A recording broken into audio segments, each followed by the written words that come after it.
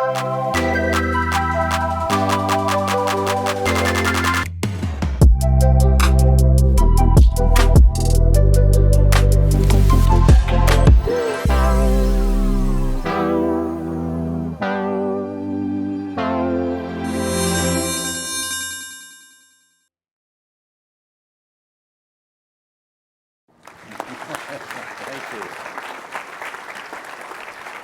evening. I'm Anuj Mehrotra. I'm the Dean for the Georgia Tech Scheller College of Business, and I'm delighted to welcome you all to this session of Tech Talks Business.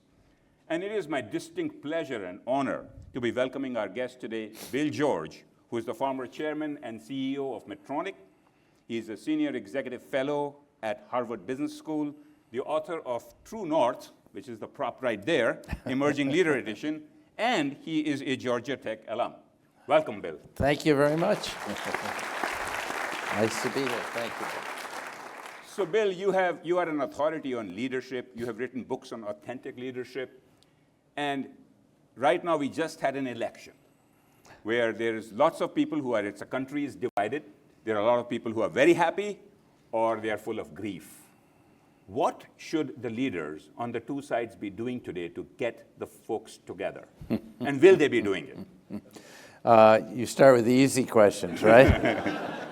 Let me just say, Anuj, I'm so happy that you're here as Dean of the College of Business, Scheller College, and I think it's fantastic for Georgia Tech, what you're doing, and we're very excited about with the new Tech Square Phase 3, and the Scheller Tower and the George Tower, and I think we have great opportunities for collaboration, so thank you for having me here. You know, I'm not a politician. I don't want to be.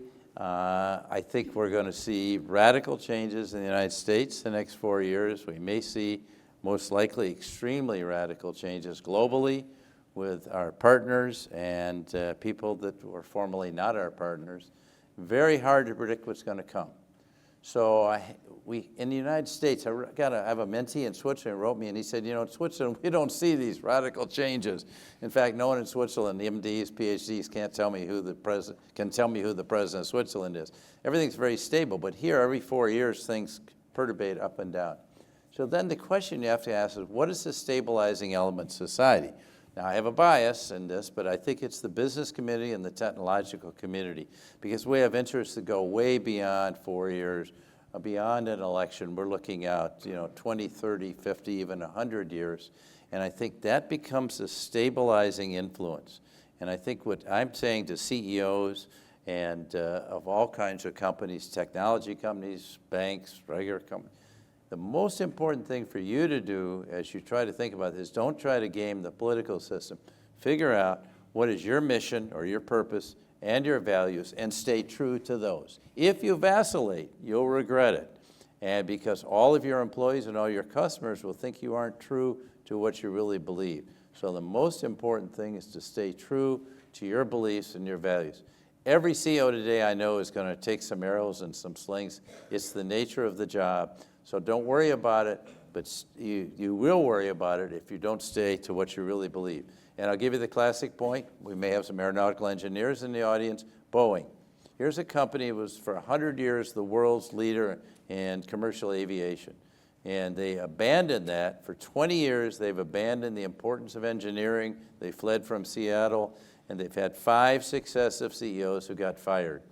And I think the board has large culpability there, but you have to say, are they not true to their values? Did they not believe in safety and quality anymore?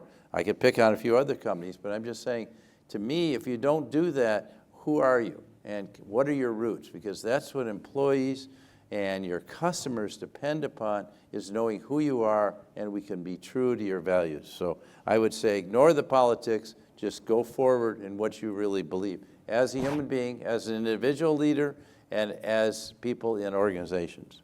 So Bill, you mentioned Boeing, but you have also written a case on Starbucks. Yep. So tell us a little bit about Starbucks and what leadership is needed there. There's a problem we have with founders, and I think founders, when they found a company, it's their baby, and that's great. And founders have done amazing. We had a founder named Earl Bakken who created Medtronic. Amazing man. Now, I can say this, he wanted to meet with me regularly, every week, every month, but he never overrode a decision I made. But Howard Schultz, the founder of Starbucks, who did an incredible job, is in his 70s now, doesn't know when to give it up. So he has pushed out, fired, whatever you want to call it, 4 successive CEOs. Lakshman Narasimhan is a close colleague of mine, and I think it's very sad that he was the latest to go, and he only got 18 months on the job. Nothing is perfect, but you need to have someone in charge and give them the freedom to do the right thing. And what happens for Starbucks, of course, the world has changed around them.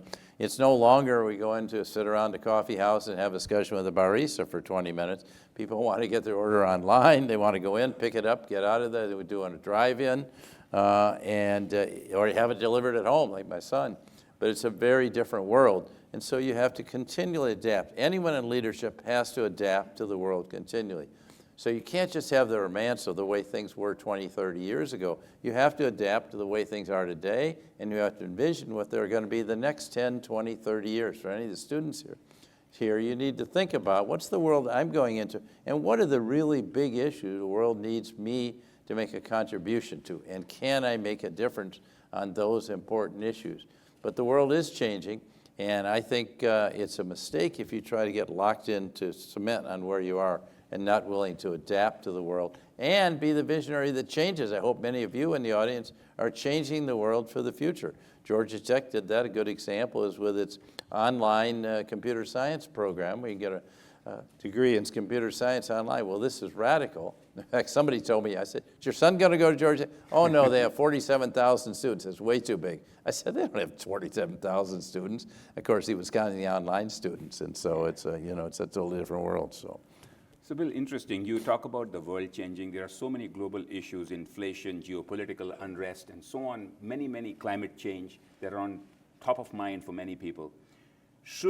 And there have been, especially recently, a lot of controversial kind of stands that presidents and CEOs have taken. Should CEOs and presidents of university be talking on these social issues or geopolitical issues and airing their views? This is a hot topic with all the CEOs I know. If an issue reads directly upon the purpose of your organization, if it reads upon your mission, if it reads on healthcare, Jeff Martha, the CEO of Medtronic, has to comment about that. He cannot duck. He has to have a clear position. If it reads on the values you've established, there's huge controversy about DEI. And I was in a debate the other day. The head of the world's largest consulting firm, you can guess who it is, but I'm not going to give you the name, but he pushed back very hard. He said, because somebody was saying, oh, we got to get rid of diversity. He said, no, we are diverse. Well, that's who we are. And we're an organization that provides equal opportunity for everyone. And we want to provide an inclusive organization where everyone feels a sense of belonging. So there's no way we'll ever abandon that. And I'll take any amount of criticism. That's who we are, and that's what we're going to do. And so I think there has been some backing away right now for fear of political repercussions. But again, if that's what you stand for. But I don't think you should just weigh in on everything. Mm-hmm. And I think it's a big mistake to think you're the expert on all kinds of things. I'm certainly not an expert on climate change, but maybe people are or need to weigh in, people engaged in that have an impact on the climate. But I don't think you should weigh in on everything. I mean, I'm concerned about climate change, don't get me wrong, but I'm certainly not an expert on it. Oh, very good. So this is great. In your book, in this book, you talk about crucibles. Mm-hmm. And our students, our faculty, our community overall has gone through COVID, which is a big event in people's lives. And you talk about learning from these moments, these special events. Tell us a little bit more about how they inform leadership. Well, we learned the hard way. Actually, I had a wonderful mentor when I decided I wanted to do some writing after I left Medtronic and was going to teach, a man named Warren Bennis, who I consider the father of leadership. And he had done some work in this area, and he asked me to carry it on. And so we had really good discussions. He died about 10 years ago, but he was extremely helpful to me in formulating these ideas. I found huge pushback in the business community and in the academic community, not in the business community, the academic community on these ideas, because they didn't want to go there. They didn't want to talk about the negative experiences. But what we've learned, and we've interviewed over 200 people now for our book, True North, that I hope you'll all read if you haven't, But what we learned from those people is the really important events in their lives, the challenging events, the difficult ones, the hard ones, are the ones that shape them the most, okay? And that's something that I think it's not just, oh, I had great success here. You have these difficulties.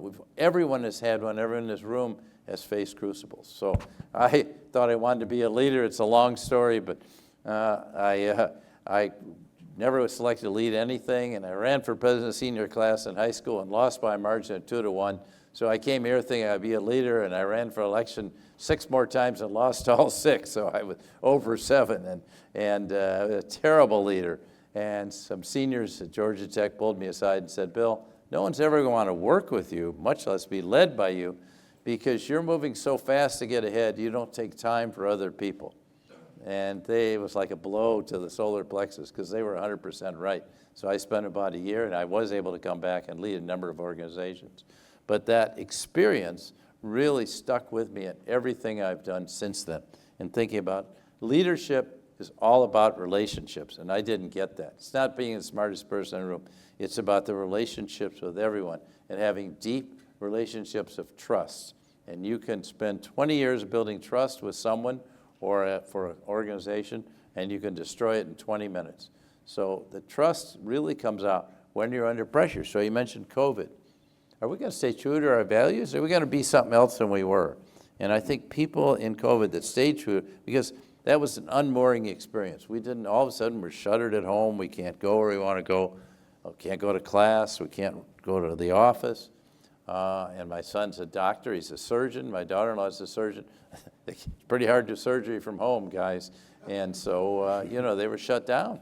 And that was a very defining experience. And I think we're still suffering from what I call post-COVID psychology today. I think that's very much a part of us, and I think that's that sense of being unmoored and not knowing where I am, I think is affecting our elections. I think it's affecting a lot of things in society. But it got accentuated or accelerated with COVID. Yeah. So, Bill, you also talk about in your book that being authentic is not about always being perfect. No. And then we hear about in a lot of workshops that it is important for leaders to be able to show vulnerability. Yeah. So when vulnerability is not authentic, then it can be a big issue as well. So what is that fine line between being authentic and showing vulnerability, and how does one prepare for something like that? I don't know how to fake vulnerability. Maybe you can, but I don't know anyone that could do that. I wouldn't want to be around them very long. So I just, I expressed some vulnerability myself. I came here at Georgia Tech. I'm going to be a great leader. I actually had the opportunity, but I had to fail 7 times. And sometimes those of you that are going to start companies, you may have to fail a couple of times before you get it right. It may be on your 2nd or 3rd try. But one of the great things about America and innovation and entrepreneurship is you can fail and you can come back. When I taught in Switzerland, I found the PhD students there were scared to death to fail because they said, that's the end of my career. These are people in their mid-20s, and they were scared to death to fail. And I think in America, you can do that and learn from, as long as you learn from the experience. It's like having, if you're in a chemistry lab and you have a failed experiment, you actually can learn more from the experiment that fails than one that goes right. Because if you really are insightful about what happened, and then you can come back and do it right.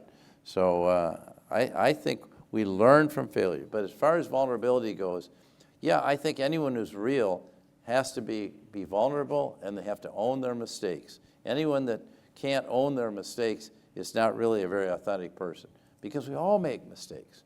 And I think the best thing you do is, when you do, just say, hey, I made a mistake. I'm sorry I offended you. I didn't mean to say that. I can't take it back, but I'm sorry. I apologize. Most people will accept that, okay?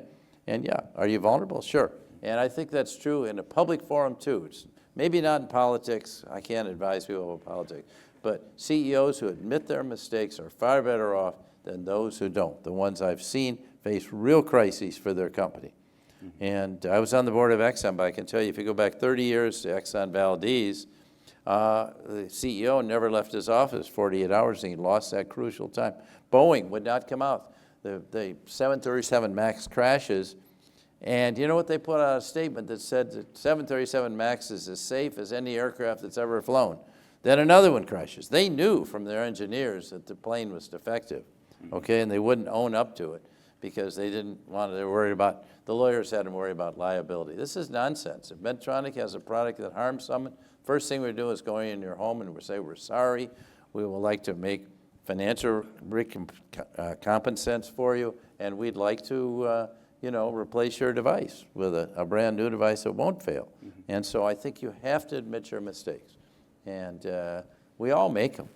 Well, I certainly make a lot of those mistakes. You do. I'm admitting it to everybody today. But Bill, for a leader, oftentimes we look for high IQ, high EQ, and perhaps the AQ or adversity quotient or resilience or whatever you want to call it.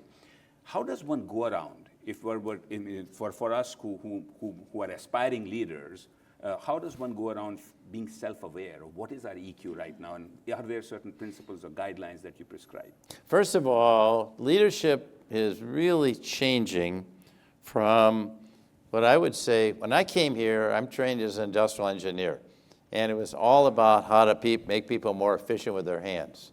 So as an 18-year-old freshman going in my sophomore year at Georgia Tech, I'm working in a machine tool shop at Lear Siegler, and I've got a stopwatch. I'm putting on guys, machine tool experts, machinists, in their 50s, and I'm telling them how to do their work more efficiently. Now think about the absurdity of this. Why wouldn't I go up and interview them instead of putting them on a stopwatch and looking at their emotions? Why wouldn't I go up and interview them and say, hey, how do you think we can do this better? What's holding you back? Oh, this equipment's a real problem. So I think we moved from how to make production lines and everything more efficient with our hands, no matter what it was, to the era of the computer, starting around 1970. And so for the last 50 years, it's all been about IQ. And who's the smartest person in the room? The thing we know for sure is the smartest person in the room does not make the best leader. There's a reason for that, because they try to dominate everyone else. We had a president at Harvard University named Larry Summers, who was one of the world's most brilliant economists. But he tried to dominate everyone else, so he didn't really listen to other people's ideas. And, you know, it's a complex world out there. It's not just about knowing about one thing. Knowing about a lot of things requires bringing together the best minds you can find and using them to come up with ideas and listening to what they have to say. So about, I would say, the last 10 years, everything has shifted to emotional intelligence. So you're going from leading with the hands to leading with the head to leading with the heart. And today, if you don't have a heart for business, for the people you work with, you don't have, what are the qualities of the heart? They're empathy, they're compassion for people, empathy for your employees, dilemmas they face, compassion for your customers and the challenges they face, passion for your business and its purpose, and most important of all, courage. These are all matters of the heart. No one's going to sit in the classroom and teach you courage. No one could. And it's not just about the courage to climb a tall mountain. It really has to do with the courage to make bold decisions where you may risk it all and fail. And so I think those four qualities make up emotional intelligence as I see it. Today, if you want to be a great global leader, you have to have a high IQ and a high EQ. And I can tell you in many ways the EQ has become more important. The person who understands this better than anyone is probably the greatest business CEO in the world today is Satya Nadella at Microsoft.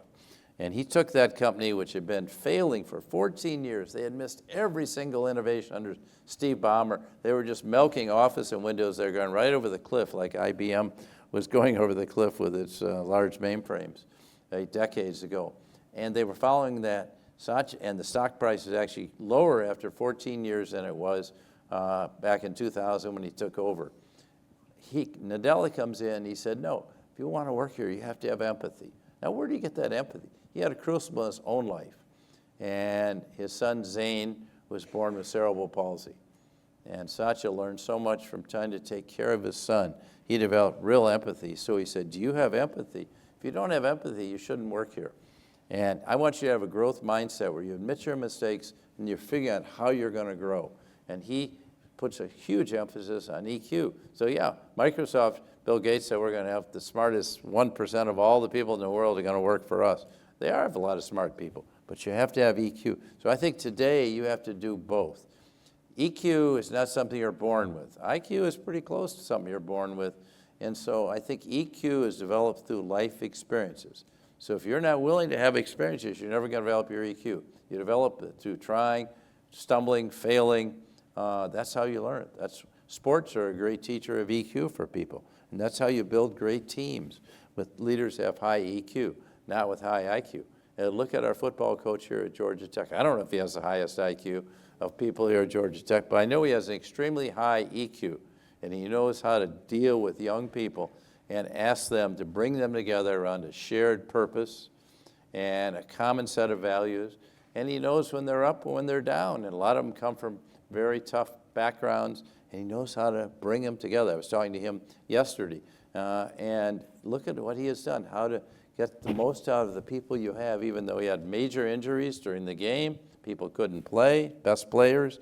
He figured out how to do it. But that's only someone with a high EQ that knows how to ask people, you got to give it your all, man. It's really tough out there, and we've got to really, I know you're tired. It's the fourth quarter. We got to dig in. Well, this happens in business.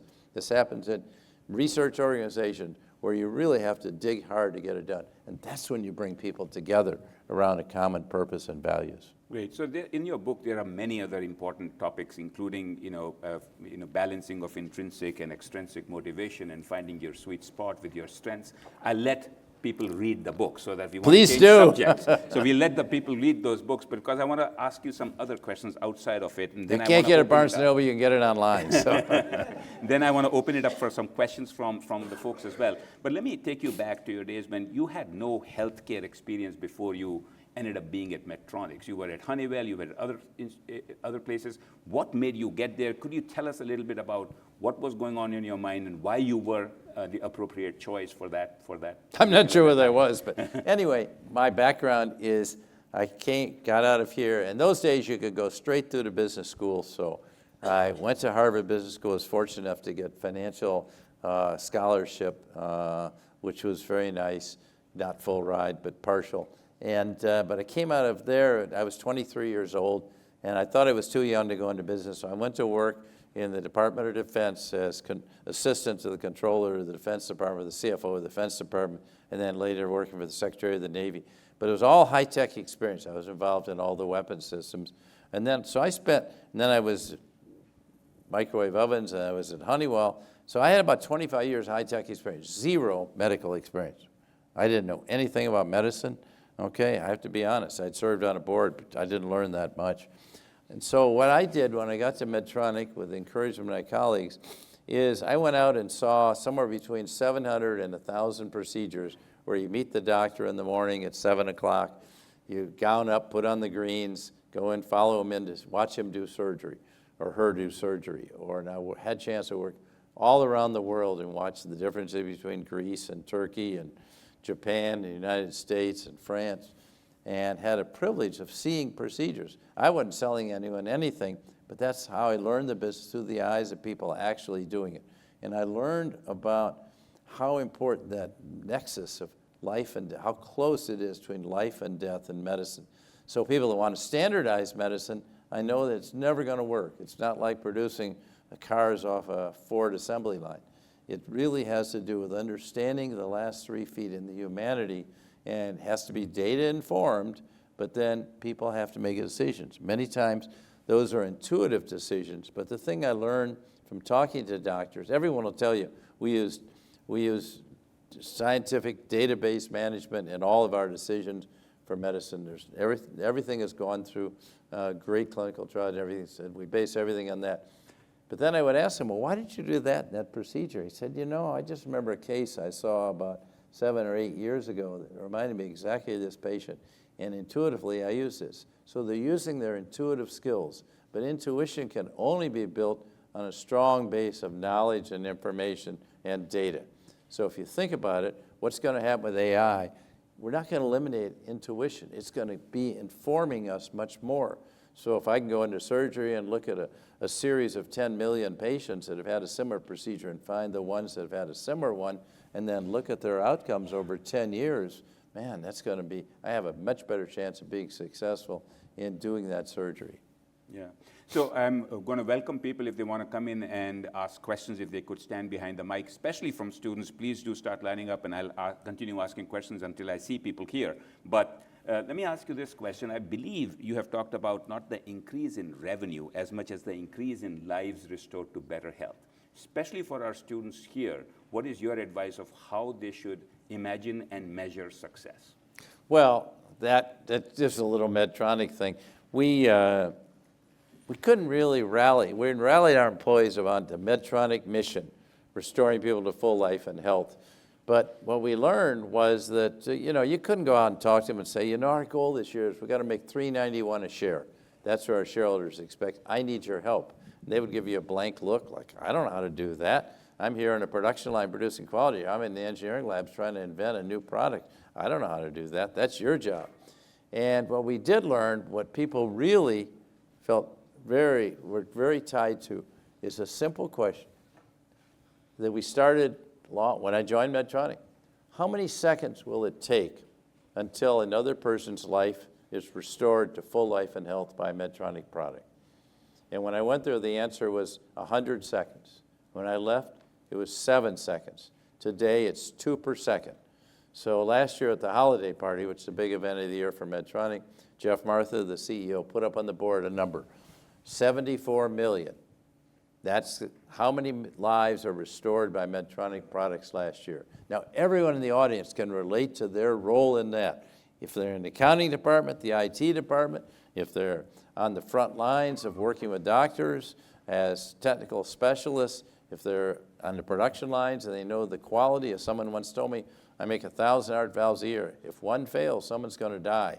So I can tell you 99.9% quality is not acceptable to me, maybe to you. And so how do we have perfect quality? How do you get that passion into all your people? How do you get the engineers so excited and the scientists about creating a new product and save lives for a therapy that doesn't even exist today? And so that's what, to me, if you tailor your metrics right to where customers live and where employees are, not just where the financial community is. But everyone wants to do it for the financial community and keep away the activists. All right, this is great advice. Bill, now the tough questions begin. Okay. So we have some folks, but please, may I ask you to speak your name and your affiliation with Georgia Tech? Sure. And if you have one, and then please ask one question so that we can get more people to have some more questions answered. Just one. Hi, I'm Samantha Catrone, and I'm a first-year MBA student at Georgia Tech's Scheller College of Business. Thank you so much for being here today. I'm an aspiring commercial leader in the life sciences industries, so I'm very excited to meet you today. And I wanted to ask advice on what can someone with that business background, not necessarily the technical background, bring to innovation, and what kind of tangible steps could I be taking today? Just pieces of advice for my career in the future. Well, I've looked a lot and studied a lot. I did this when I was teaching in Switzerland at EPFL and IMD, and then since I've been at Harvard. I think the key to virtual, and I've seen them here at Georgia Tech, every new startup company, you need a pairing of someone who has a really keen understanding of the technology, the products, the creative side of creating that product or service, if it is, and the business side. So you need to have that pairing.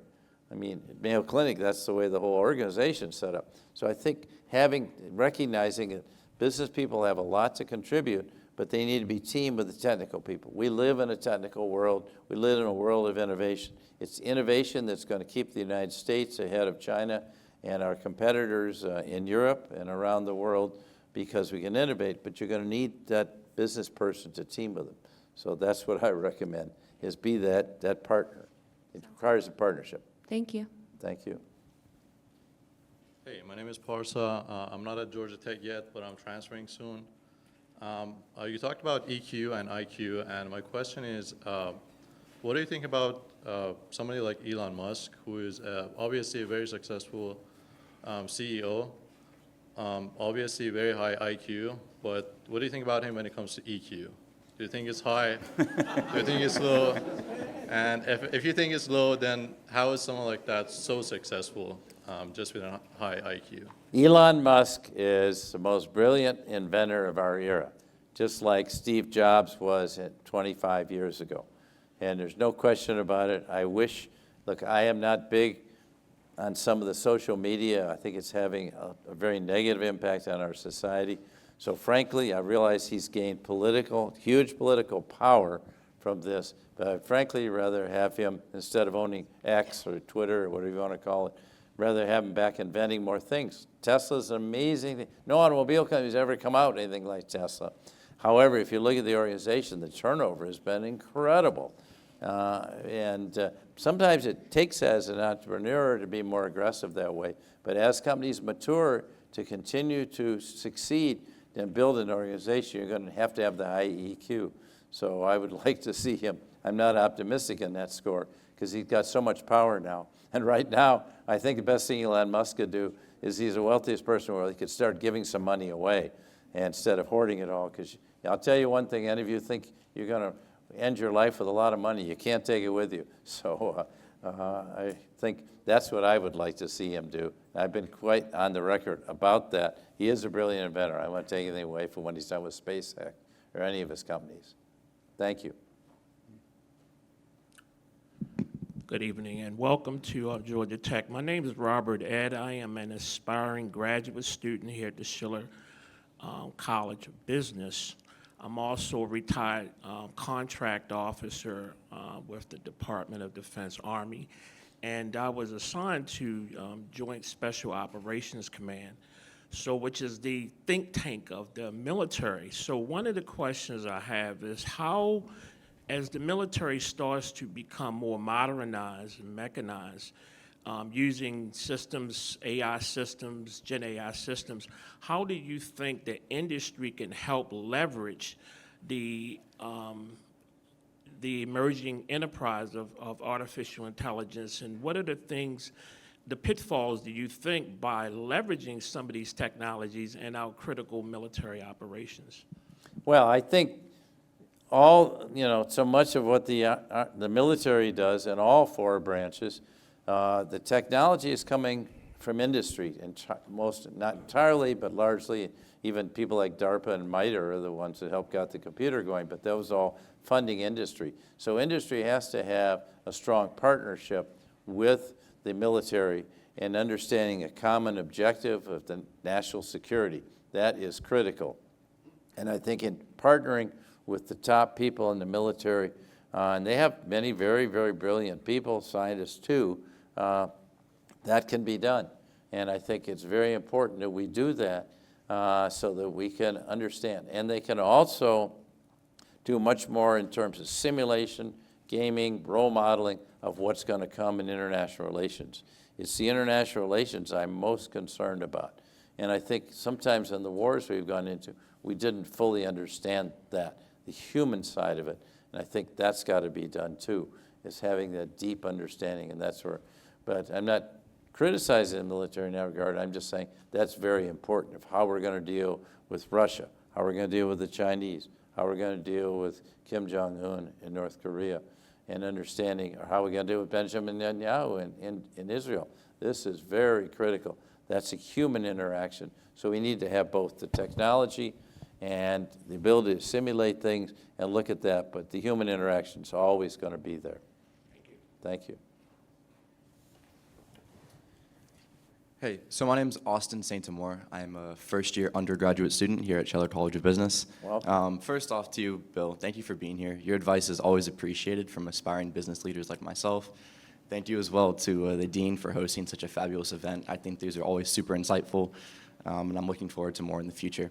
So my question today for you, Bill, I think in past and current generations, sort of the idea of being a leader is something that's been idolized by a lot of upstarts as well as individuals in older demographics. However, something that's not quite as glorified is the idea of being a follower. What intersection, if any, is there between being a follower and being a leader, and do you think there's any value in starting out as a follower and then becoming a leader later in your life?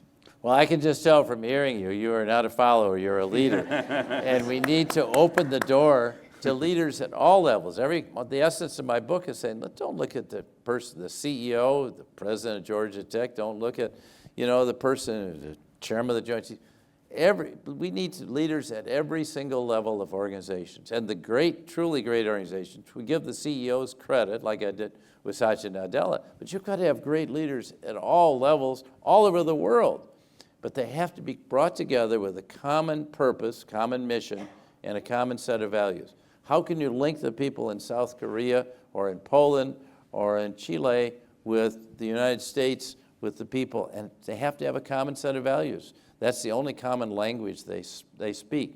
And so I think we need to have leaders that can do that, can bring people together around that common sense of purpose.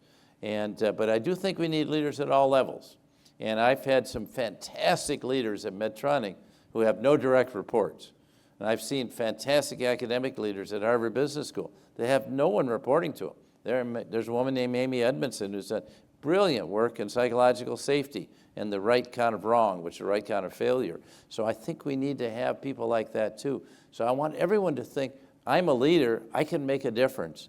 And yes, and I'm not just following someone else. I'm not giving myself over to someone else, but I can learn from them. I learn from my leaders, but then I have to go out and lead myself.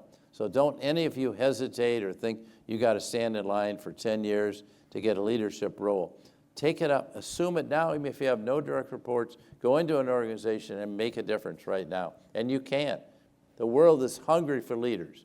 But the thing we haven't been asked, or I want to get to, is at the end of the day, leadership is character. I got that from Warren Bennis too. You can look at many aspects of leadership. It's about character. Do you have the integrity, the courage, the clarity of your values to be a leader? And that's what people look for you. They want to trust. Trust is built around those things. And if you don't have clarity about your values, you don't have the character, people are not going to want to work with you, whether they're working with you or following you. So if you're just out for yourself, that's why I started writing these books, because I found a lot of leaders were out for themselves as how much money they could make, their own self-interest. They would push everyone aside, and so I'd like to get rid of all those people in organizations and just follow the leaders with real character. So thank you. Thank you, Bill. Thank you. Hi, Mr. George, thank you so much Yeah, for being please here. call me Bill like he did, okay? Thank you. Bill. Thank you so much for being here. It is a fantastic event. I was just wondering, it seems like Georgia Tech has been a formative experience for you, as it has been for me. I'm a fourth-year undergraduate business student. And I was wondering what impact Georgia Tech has had on you throughout the rest of your career, such that you've chosen to come back and give back to the school and be part of the community. So look, I came here as an 18-year-old kid. I grew up in Michigan. I didn't know anything about the South. And so it was a whole new environment. I knew not a soul at Georgia Tech, not one person when I came here. And I felt like I found a home. I found a home here at Georgia Tech. I found a home in my fraternity. And it just was an amazing experience. It's where I grew up. Because I think, when you're with your parents until you're 18, you're kind of in a protective environment. And it's even more protective today than it used to be. And so parents are, they call them helicopter parents, but parents are very protective of you in those first 18 years. Now you're on your own. And I just told my grandson, I think he lives in San Francisco. I think it'd be great to go to another part of the country to have that experience, to learn people, differences, and rather than staying in a protective environment, because that's where you have to mature and grow up. So I learned more in my 4 years here. Now, I told you I failed at leadership, but I learned more about leadership at Georgia Tech that's helped me at every stage of my career. So that's why I'm loyal to Georgia Tech, because I got that out of it. It was a tremendous experience. I did it at Harvard Business School too, not putting it down. But that's where I really learned how to lead. And I told a group of people the other day, I said, there were leaders in volunteer organizations. I said, it's much harder to lead a group of volunteers than when you control their paychecks, because they have to do what you tell them to do. And volunteers, they can just say buzz off. So I think that's so important. So I say, if you want to be a leader, take on the smallest possible job and go do it well, and then step up and take on more. Don't wait for someone to come anoint you and tap you on the shoulder and say, oh, you're the person, we want to be our president. No, take it on right now. And that's how you learn how to lead. So thank you. Thank you so much. I know we are way past time, but I hope you have a few more minutes because we have 5 I've got more all the people time standing. you need. All right. I'm not going anywhere tonight. Questions. Please, come on. I'm not going anywhere tonight. quick. I had two I questions. appreciate people are asking questions. But I'm It's a very dumb it down to embarrassing if one. you ask people a question, no one has any questions. Okay. Greetings, good evening. How y'all doing? My name is Matthew Michaud. I'm a senior accounting major at another university. But I have a question about, you mentioned that it's important to find your niche and stand strong in that lane and within that industry, and try to, I guess, understand what it is that you're doing. But you said sometimes people might steer outside of that and, I don't know, maybe interact into another lane, and it might disappoint their customers or disappoint their community. How do you, what advice do you have for people who might have, made a mistake in doing something of that nature, and what type of advice do you have to help steer them back on track or make A lot of people find in their 30s, 40s that they're in the wrong place. They're not doing what they love, and they're out at what we call their sweet spot. Your sweet spot is where the things you really love to do, your motivations, come together with your greatest strengths. So I say be in an organization that plays to your strengths, bloom where you're planted, and then you can blossom and go into other areas. But you do it from a position of strength, okay? And so if you look at any sports teams, you really have to play to your strengths. Everyone has to have a position where you have people that are in the position where they're in their sweet spot. They're really good in this position. You don't want to take a 240-pound lineman and make him into your quarterback, okay? And this is true in any sport you take. And I think it's really important that you allow people to flourish where they are and then take on more leadership and take on more roles and more responsibility and give them those opportunities. Yeah, you can move them from that. You can move them to other things, but I think it's important. That means you can't be good at everything. If you're in business, say you're great at marketing, you're great at technology, you probably aren't great at finance. Then team up with somebody who's really good at finance. Have that team around you. So leadership today is all about building a team. I'll tell you a little story from my career. I have never been in a role in my entire life where I knew a fraction as much as the people who reported to me. So from age 27 and all, when I got my first real management job, I've had to be dependent on people who report to me who knew a lot more than I did. And I had to draw upon them and then try to build them into an integral team. And that was the key for me, because it wasn't like I could impose my knowledge, say, oh, here's what I think you ought to do.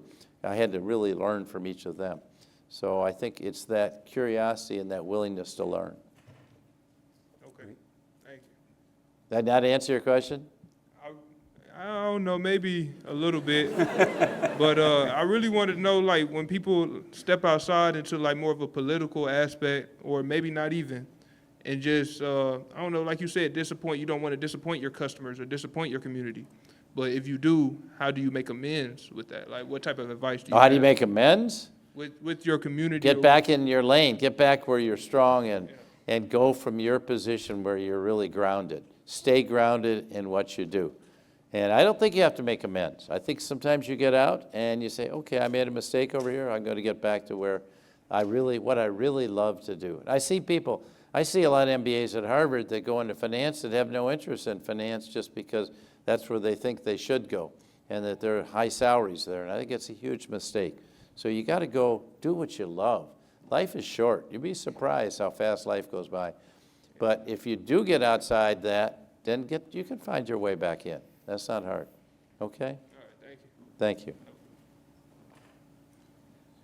Good evening. My name is Seth Khan. I'm a third-year biomedical engineering student, but I've been trying to engage with the College of Business as much as I could. I wanted to ask you, as someone who's interested in going into medicine, what about the industry, because we talk a lot about innovation, what about that industry specifically is going to be constant, and what values should someone interested in that maintain? People are going to have disease and they're going to need your help. No, I'm serious. The industry is not going to go away. It's not like the railroads are going to be replaced by the airlines. You know, healthcare is going to be here forever.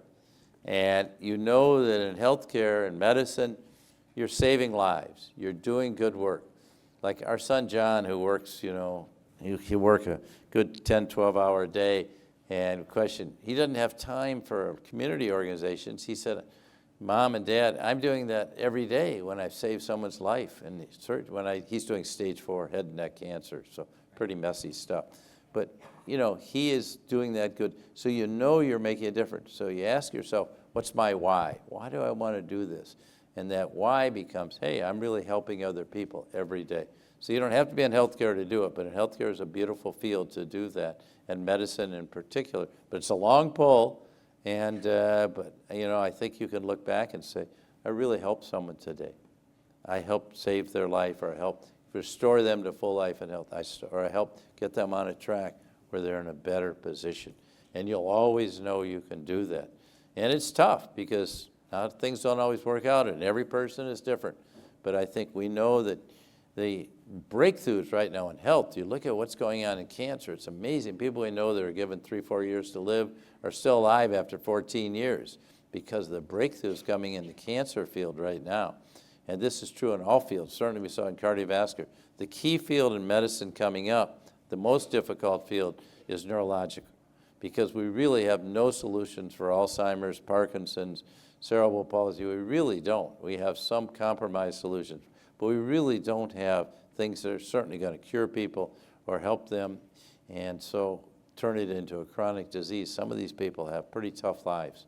So I think medicine can do amazing things, and will continue to do that. And by the way, if you look at funding in medicine, I put in a plug for the National Institute of Health.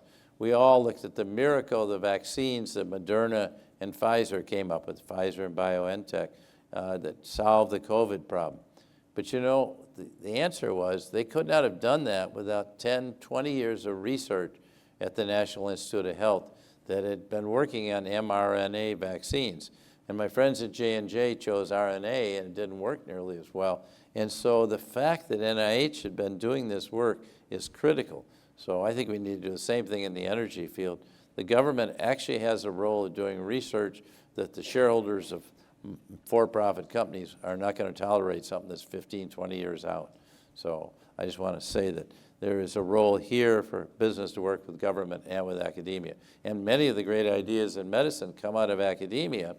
Somebody go out and found a company. Sometimes business would just work with academic institutions to get those ideas. So thank you. Thank you. Hi, my name is Sophie. I'm a second-year electrical engineering student here at Georgia Tech. First of all, thank you so much for your time. I am very interested in working in the med tech space, especially at a company like Medtronic. And I know that one of your core values is to put patients first. What does that look like? What actions does that look like at the top level as a CEO and as an engineer in the company? We have a product that had a problem. And we just saw there were 1 or 2 problems. We've got 10,000 products out there. What should we do? And what's the right thing to do for the patients? Can we extract it from their body? Should we recall it? Should we offer to go out and replace it? That's putting patients first. Okay, if you just put yourself first, you say, don't worry about it. We're not going to spend the cost to do that. But if you have that put patients first, you set the economics aside, and you say, what's the right thing to do by our patients? And by the way, doctors who work with those patients remember that forever. So they're much more attuned to your other new product that comes along or whatever's coming, or to working with you if they see you as a company that does put patients first and you're a company of integrity that stands behind its products. If you had a product, own up to it. And I think the worst thing you do is not owning up to it, okay? Thank you. Thank you. Hello, I'm Tim Sissoko, former visiting scholar at Georgia Tech. So first, thank you very much, Bill, for this insightful talk, and thank you, Anuj, for hosting that. I keep learning a lot thanks to you. So, Bill, I have a question about something really tightly connected to leadership and management, which is decision-making. So you referred to the courage to make bold decisions, or the intuitive decisions that the medical practitioners make. My question is, how do you define a good decision? In other terms, what makes a good decision good in your views, and what are the most impactful lessons that you have learned throughout your career about decision making? Well, I think obviously the most decisions are the ones that work out well, but you'll also make mistakes and things won't work out well, and then will you learn from that failure and go and correct your decision? So that takes a lot more courage to do than just to do this there was a company, Merck is one of the great companies in the world, but with the previous CEO, it had a problem with Vioxx, and they knew they had a problem, but they didn't take responsibility until the very end, and then they stepped up and they had to pull the drug. It was probably a good drug. And so it's probably not a good thing that they didn't acknowledge it earlier. So I think acknowledging great decisions, yes, but then you're going to make ones that don't work out. When you have courage and you're using intuition built on a database. And by the way, just to be clear, everyone, you cannot have good intuitive decision making if you don't have a strong base of data and experience from which to make your decision. But we all make mistakes. And I think the important thing is when you make the wrong decision is go back and admit it. I had a vice chairman, we'd get into a problem, and he said, Bill, before we try to decide what to do with this problem, remember the first rule, when you're in a hole, stop digging. So don't dig that hole deeper to try to get out of the problem. Stop digging. And that's what didn't happen with the Boeing 737 MAX. And so they have a compromised aircraft because they would never face it. So you have to look, but you know that I wrote a book called 7 Lessons Leading in Crisis in 2009 after the 2008 financial collapse. But rule number one is face reality, starting with yourself. So I have to look myself in the mirror. Well, maybe something I did, I put so much pressure on the people that we created a culture in which we were driving so much for financial rewards that quality went by the wayside. And so I think it's having that capacity to look yourself in the mirror and admitting you're wrong and then making corrective actions. So I think that in many ways is a better learning than just saying, oh, that was a great decision. Well, yeah, it was, but let's look at one that didn't work out so well. Thank you very much. Thank you. Bill, Dean, thank you so much for your time and your advice. It was a fantastic event. Like the previous speaker, I'm from France, and I actually just recognized Provost Jean-Louis Chameau, who was the speaker at my graduation about 20 years ago. So it was great. It's nice to have him back.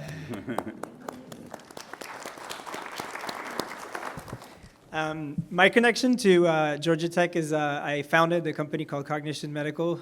We make devices to treat ischemic stroke, and I went through the amazing accelerator at Georgia Tech. I was wondering if you could comment about the initiative that Medtronic has put in place to help and work with smaller companies. Sometimes as a small startup, it is difficult to steer in the right direction, and I was wondering how Medtronic can help. Yeah, I'm not, maybe, that may have come after I left, but I would say the whole time I was there, Medtronic would take investments in helping small companies get started, maybe 10, 15, up to maximum 19.9%, and take that investment and then learn from these companies. And because we find that the smaller companies are much better off if they're not in a corporate environment, if they have the freedom to do things, and they can then mature and build the company. In some cases, Medtronic stepped up and bought the company. Sometimes we decided that's not a business we want to be in, and even though it's successful, some of them were not successful, and you lost your investment. But we found that's how you really learn. You can never have all the technology in your field in one company. So I think by reaching out to people with great ideas and encouraging entrepreneurs, encouraging doctors to take their ideas and take them to the marketplace and other entrepreneurs is really critical. And the whole sector I come from, medical technology, is all based on that dynamic innovation. And almost every company in the field started with 1 or 2 people, I would say 2, that were collaborating, a business person and an engineer. I can go through the whole history of the industry. And that's how the industry got going. So this is the vital resource where you get new ideas into the company. And so I'm a huge believer that Medtronic and other companies, all companies should do this. If you just depend upon what comes out of your research labs, you'll miss a lot of things. And what's even worse, you may get into denial, not invented here syndrome. And that is the killer of technology and engineering, is when you get into, say, well, no one else has good ideas, so if we didn't do it, it couldn't be that good. And the way you do that is I used to create separate teams outside the company and inside the company to compete on new ideas and see who had the best idea in the end, because that's the only way you stay vital and stay alive and constantly look at those ideas. If you ever become self-satisfied, and I can name some great companies that are on the verge of becoming, or they become very complacent, and they're on the verge of not failure, but also going into a period of stagnation because they have no innovation is the lifeblood of every company, and any company that isn't constantly recreating itself, re-envisioning itself, what's the world going to be like in 5 to 10 years, is not going to be successful. And so to me, any leader of a company has got to constantly be pushing, reinventing, like Georgia Tech is reinventing. Whether it's any school you have here, you constantly, every decade you have to reinvent the school and think about what's it going to be, what do they need from us in 2034? And if you don't do that, you will not have you'll have a very stagnant school that's not going anywhere, and a company that's not going anywhere. So thank you. Thank you very much. Well, thank you, Bill, for a very insightful, wonderful way to close the fall season for Tech Talks Business. Thank you very much. Thank you for having me. No. Thank you. It's really been a couple of terrific days with you, and thank you for bringing the good luck so that we could win in football as well this weekend. That was wonderful as well. And for those of you who are going to be missing this Tech Talks Business before we start in spring, there are reruns and there are streaming, so you can continue watching those. But we have a very strong lineup coming up for our speakers in spring as well, so please stay tuned for that. And I hope you are able to join us for the reception that follows immediately right now. Thank you very much for coming. Thank you.